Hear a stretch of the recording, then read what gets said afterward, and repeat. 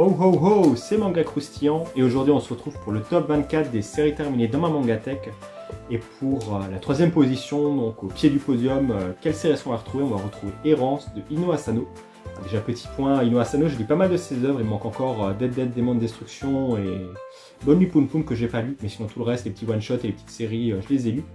Alors au niveau d'Asano, autre Bonne Nuit Poun Poun, on entend souvent un peu parler d'Errance ou Solaline, surtout au niveau de ses one-shots qui sont assez bien. Alors Solaline, j'en attendais beaucoup, effectivement, c'est une série on m'avait bien vendu, je me suis dit ça allait me parler, mais j'ai pas forcément, il y a eu des bons points, mais c'est pas une série que j'ai pu s'accrocher. Alors qu'Errance, effectivement, je m'attendais pas forcément lorsque je l'avais lu, je m'attendais pas à ça, mais c'est un récit un peu personnel sur Ino Asano qui on raconte son histoire après la fin d'une série à succès. On voit directement des débuts, l'auteur c'est un mangaka qui est clairement inspiré, on nous dit clairement inspiré d'Ino Asano, qui a terminé l'une des séries à succès, qui n'arrive pas forcément à se renouveler, à attiser nouveau l'attire du public, donc il est un peu perdu dans ce qu'il fait. Je pense que ça reflète aussi un peu vraiment son caractère.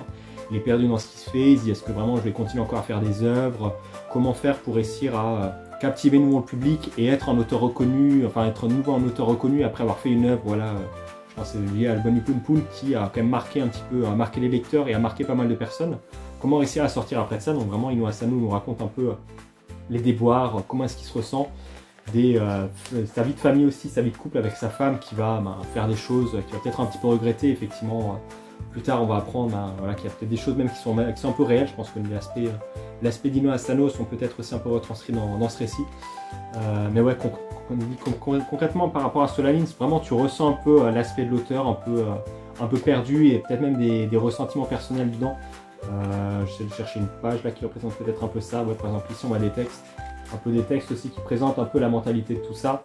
Comment est-ce que le personnage principal arrive à vivre un petit peu avec ça, arrive à vivre avec une série, est-ce qu'il a envie de mettre fin à sa vie, est-ce que vraiment il se dit est-ce que ça vaut encore le coup d'être auteur, sachant que maintenant on me classe surtout comme auteur de cette œuvre à succès, est-ce que vraiment je peux faire encore d'autres œuvres qui se démarquent et qui pourront peut-être me caractériser autrement que ah oui c'est l'auteur de tel truc. Par exemple si on prend Eiichiro Oda ou même on peut prendre Ino Asano là, si on prend l'exemple de lui.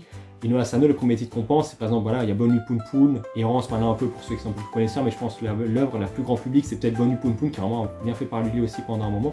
Donc comment est-ce que de se détacher de cette étiquette de ok, c'est l'auteur de Bonne Nuit Poun Poun, on va s'attendre à un récit de ce genre, est-ce que vraiment on peut faire des récits un peu pareils? Là c'est quasiment pareil, vraiment on est sur Errance, l'histoire d'Ino Asano qui descend un petit peu au fond du trou après avoir fait une bonne œuvre. Là pareil, on a un petit peu tout ça, vraiment un peu perdu, essayer de rentrer chez lui, mais il commence à neiger, il se dit, vraiment je vais essayer de lire peut-être une page. 6 mois plus tard, voilà c'est parti, son cancer s'était généralisé, un mois plus tard, Nozomi a signé les papiers du divorce et consentement mutuel. Donc vraiment, la vie qui termine, la vie qui peut prendre en plus un tournoi assez rapidement au niveau de son auteur. Donc voilà, je pense une œuvre qui se classe clairement dans mon top 3 des séries que j'ai aimé découvrir. Je n'ai pas encore forcément trop lu Errance, parce que c'est un récit, je pense, qui se relie peut-être en se rappelant plus forcément, on a oublié peut-être des éléments de l'histoire.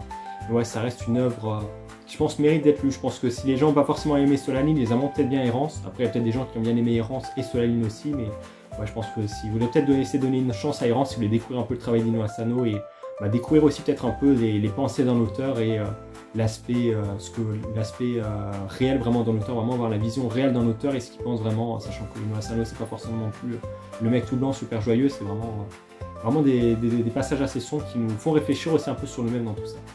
Donc voilà, troisième place de mon top 24, demain pour la deuxième place. Et toi, c'est quoi ton top 24?